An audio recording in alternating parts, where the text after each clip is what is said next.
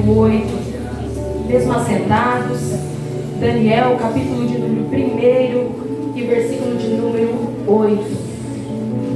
Aleluia! Livro de Daniel, capítulo 1, versículo 8. Amém, irmãos? Diz assim a palavra do Senhor: porém, Daniel propôs em seu coração não se contaminar com a porção de alimentos do rei, nem com o vinho que ele bebia. Então pediu para o príncipe dos eunucos que ele não se contaminasse. Nós vamos ficar só com a parte A desse versículo 8. Porém, Daniel propôs no seu coração. O livro de Daniel é um livro muito conhecido, talvez um dos mais pregados, principalmente em trabalhos que diz respeito a jovens e adolescentes. Mas nessa noite, Deus nos traz a menção novamente dessa história tão marcante e tão poderosa, de alguém ainda na sua tenra idade, mas com uma convicção muito grande de quem era o Deus que ele servia. Quando eu olho para a história de Daniel, eu vejo alguém que ultrapassa qualquer limite de pensamentos, no sentido em que a gente precisa ter um conhecimento tão grande de Deus para ter a convicção que ele existe. Esse adolescente nos ensina que quando nós conhecemos a Jesus, independentemente da faixa etária que nós estamos, nós podemos ter total convicção que Ele é aquele que escreve não somente o nosso presente, como Ele também escreve o nosso futuro.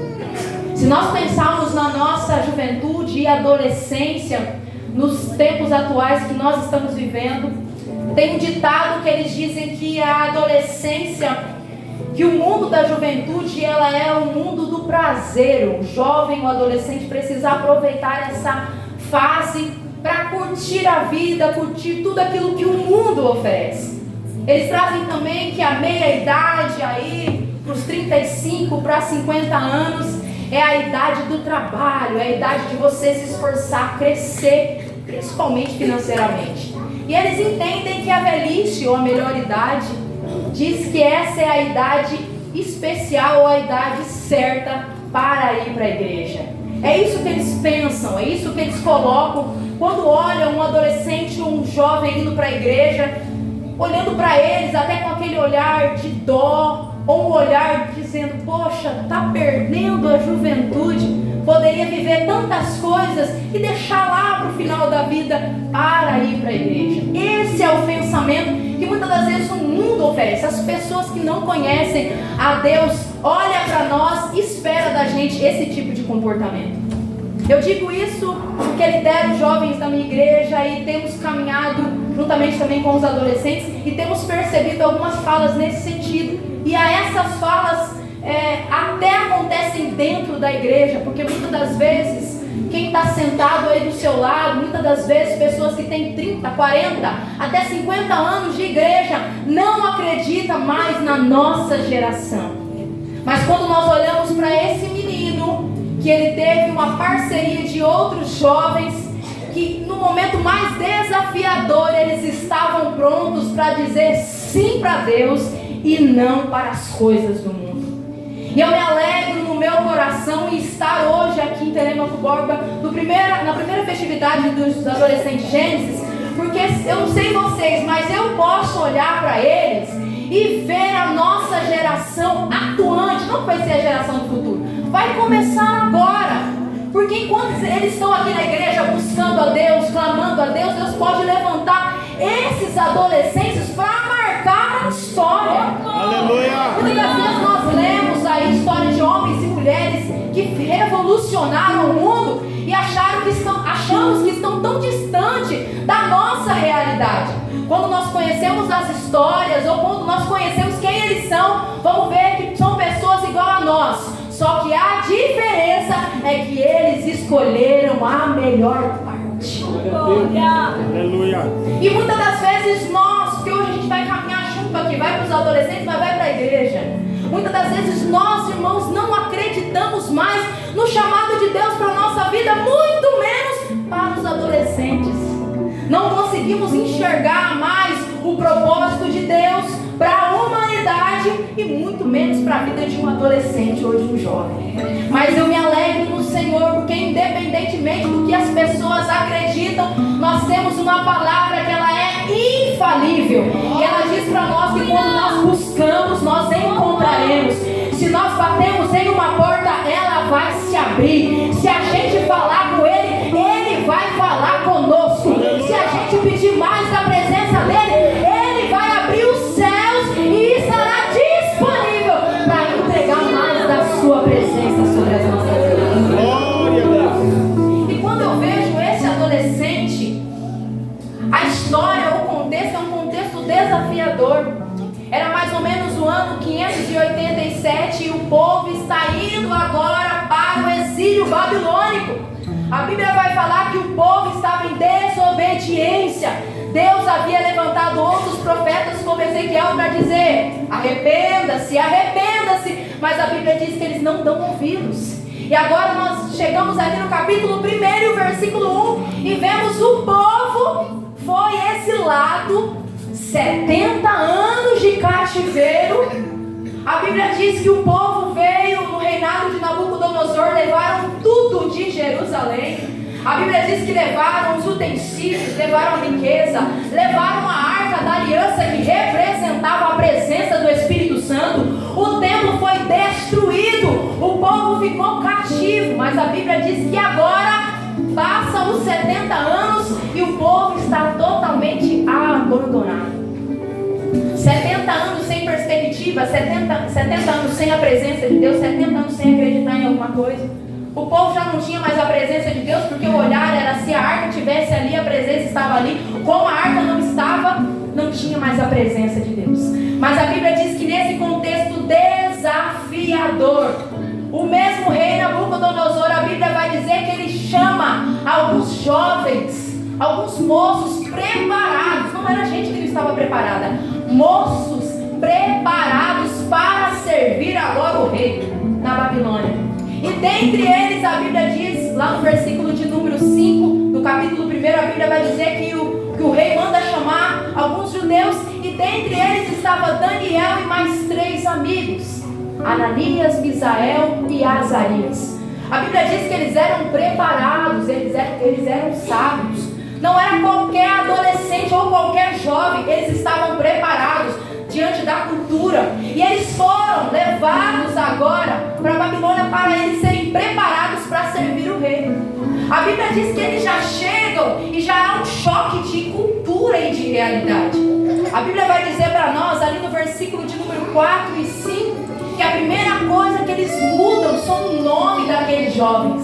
A Bíblia diz que eles chegam até preparados para servir, longe da sua família, talvez não entendendo o que ia acontecer, mas a Bíblia diz que algumas mudanças já começam a acontecer para tentar corromper, mudar o pensamento daqueles jovens.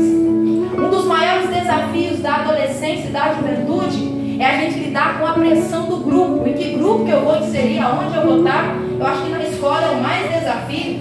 Tem os grupos ali, o grupo aqui, qual grupo que eu vou inserir, mas esse aqui eu não me identifico, esse aqui eu não sei como que vai ser. E eu fico ali procurando um grupo a se inserir, até que eu consigo um grupo que tenha as minhas características e estou ali.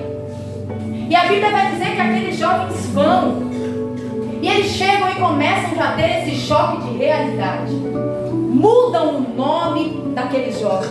Só que a Bíblia diz que eles estavam tão interessados em cumprir um propósito que ia ser estabelecido sobre a vida deles, que esse primeiro choque não mexeu em nada com o coração desses jovens. Não mexeu em nada com a identidade de quem sabe quem é. E uma coisa tão maravilhosa e tão interessante de pensar desse moço e desses moços é que eles poderiam estar longe da sua pátria, da sua cultura, dos seus ensinamentos e até dos seus pais. Mas o que estava dentro do coração ninguém tira quando está estabelecido. Então muitas das vezes a gente fala para os nossos adolescentes, e às vezes as pessoas até acham que os adolescentes precisam se excluir, não pode viver em sociedade. Não, a gente tem que viver em sociedade. A gente só precisa aprender escuridão. E Daniel e esses jovens, eles sabiam que era a presença do Espírito Santo. E é tão maravilhoso quando nós chegamos no lugar e as pessoas veem alguma coisa de diferente na nossa vida. Eu não sei você, mas se isso não estiver acontecendo, é hora de você começar a se preocupar. Se você não chega no lugar e as pessoas não veem algo diferente em você, você está igual ao ambiente, é o momento de você rever a sua vida com Deus. Porque você precisa chegar e alguma coisa diferente precisa acontecer. Não pode ficar do mesmo jeito. Se você está na escola, o seu comportamento vai refletir algo diferente. Se você está no seu trabalho, a mesma coisa. Na faculdade é a mesma coisa. Eu sei que alguns de vocês talvez já vivenciaram algumas situações de bullying na escola, mas eu nunca vivenciei, nem no contexto, nunca na escola, por professar a minha fé. Não sei você, mas eu penso que quando nós estamos debaixo da presença de Deus, até as retaliações do diabo é caído por terra. Sabe por quê? Porque a presença de Deus chega primeiro na vida das pessoas. Eu olho para esses moços convictos, às vezes nem queriam sair da sua terra, mas eles ouviram uma ordem e foram. Mas eles tinham muito dentro da sua cabeça, na mente e no coração. Eles já tinham proposto de ser fiel a Deus. Quem conhece a Deus, quem vive uma vida com Deus, pode chegar em qualquer ambiente diferente, que ele vai ser o mesmo, ele não vai mudar. O ambiente tem que mudar, agora ele não muda. Ele reflete a sua identidade. E qual é a nossa identidade em Cristo aqui nessa noite? A Bíblia diz que tentam mudar o nome desses moços e até muda. Só que a Bíblia vai dizer que quando eles começam a mexer na parte espiritual, aí esses moços estavam preparados para dizer não. Querem mudar o nome? Muda, mas não muda a essência. Quer mudar até, quer falar que eu sou outra pessoa, mas não pode mudar a nossa identidade. E a Bíblia diz que eles oferecem, diz, agora nós vamos ter uma alimentação específica, todo mundo vai ter que participar dessa alimentação, porque vocês precisam se apresentar depois diante do rei, e todo mundo tem que estar bem em todos os aspectos, não só intelectual, mas também físico. E naquele momento Daniel e esses moços entendem que tinha alguma coisa de errado. E 3 características mexem principalmente com o coração de Daniel. E a Bíblia vai dizer que Daniel ele começa a pensar e entender por que eles queriam que aquela alimentação fosse tão específica. Porque a Bíblia vai dizer, e a história vai dizer também, que aqueles alimentos, aquelas iguarias, não era nada ruim não, gente. Era coisa fina, o melhor, o top. O que é bom? O que vocês gostam de comer aqui em Telemocó? Vai ligar, nós gostamos de churrasco. Como que é aqui? Churrasco. Churrasco também? Não estamos no mesmo nível de glória. Imagina só. Churrasco todo dia, coisa boa. Comida gostosa, nada de coisa ruim não. Nada contra o arroz, feijão novo, que eu amo. Mas era alto nível. Só que a história vai dizer que aqueles alimentos, eles eram consagrados a outros deuses. E quando Daniel descobre isso, ele fala, não. Aí vocês estão, aí o churrasco não está legal. Essa iguaria nós não podemos compartilhar isso. 3 características que ele percebe: que aquele alimento ele era consagrado a outros deuses. Ele sabia, ele conhecia a lei, ele sabia que alguns tipos de alimentos eles não podiam comer. E se eles se assentassem e comessem daqueles alimentos, eles estavam concordando, estavam adorando aqueles deuses. E a Bíblia diz que nesse momento Daniel se levanta e diz: não. Pode mudar meu nome, pode trazer toda a ciência para a gente aprender um monte de coisa. Estamos dispostos a aprender. Agora a gente se curvar ou adorar outros deuses, aqui não. Nós adoramos somente a um Deus. E Ele é digno de toda a adoração. E não há outro Deus que eu possa adorar, não somente o nosso Deus. E a Bíblia vai dizer que ele propõe isso no coração, só que ele não só propõe. Porque às vezes a gente, quando o pecado vem, ele vem bonito, igual tá falando, é iguaria, negócio bom, churrasco, é coisa boa. Ele vem aparentando algo bom para nós. Só que aí a Bíblia vai dizer para nós que, para além dele propor no coração, ele vida dele, a Bíblia diz que ele também tem uma ação. Então não adianta eu olhar para o pecado, eu olhar para as coisas que o mundo me dá e dizer não. Mas daqui a pouco eu já estou gostando. Daqui a pouco eu já estou permitindo entrar no meu coração. Devagarzinho vai entrando, daqui a pouco eu já estou totalmente me lambuzando do pecado. A Bíblia diz que não, Daniel, ele propôs no seu coração, mas ele tinha uma estratégia. E sabe o que eu gosto dessa parte de Daniel? E é uma coisa que eu desejo para a nossa geração, e vai ser para a nossa geração, que para além de nós dizermos não para o pecado, nós vamos ter estratégias de Deus para nós não nos corrompermos. E para além disso, nós vamos glorificar o nome do Senhor Jesus. A Bíblia diz que Daniel, ele propõe no seu coração, não vou me contaminar, mas ele chega diante lá do príncipe eunuco que estava acompanhando, que estava cuidando de todos os jovens, estava lá, olha, dizendo, não dá para nós. Vamos fazer um acordo? Um acordo para você. Olha, eu e mais os 3, nós vamos comer de uma alimentação diferenciada. Só legume e verdura tá bom para nós. Na hora que ele ouve aquilo, ele fala, não, vocês estão doidos? Como que vocês vão apresentar diante do rei? Vocês vão chegar lá tudo desnutrido, os outros tudo bonito, o rei vai, ó, cortar a minha cabeça. Daniel poderia ter 2 escolhas aí. Ele poderia desistir e falar, não vai dar certo. Mas a Bíblia diz que ele ainda tinha, a estratégia continuava convicta no seu coração. Ele diz, me dá 10 dias, só 10 dias. Ele não disse, ó, depois de 10 dias, se não funcionar, a gente não. Ele falou, me dá 10 dias, é só 10 dias que eu preciso. E a Bíblia vai dizer que o próprio Deus traz convencimento para o coração daquele eunuco. Foi o próprio Deus. E a Bíblia diz que depois desses 10 dias, ele se apresenta. Quando eles olham para aqueles 4 rapazes, glória a Jesus. Glória a Deus. O brilho que havia sobre o rosto daqueles rapazes, a beleza que havia naqueles 4 rapazes, algo diferente tinha na vida daqueles 4 rapazes. Quando nós nos comprometemos a dizer não para o mundo e não para o pecado, Deus faz algo poderoso na nossa vida, algo novo na nossa vida. Nós experimentamos e vivenciamos algo sobrenatural da parte de Deus na nossa vida. A Bíblia diz que a partir daquele momento que eles se apresentam diante daquele eunuco, ele fica impressionado. E o rei precisou ver isso. Ele olhou e falou, peraí, o que está acontecendo? Quem que são esses moços aí? Os versículos seguintes vai dizer que o próprio rei Nabucodonosor reconheceu a grandeza do Deus daqueles 4 meninos. Aleluia. Às vezes nós esperamos coisas fenomenais, né?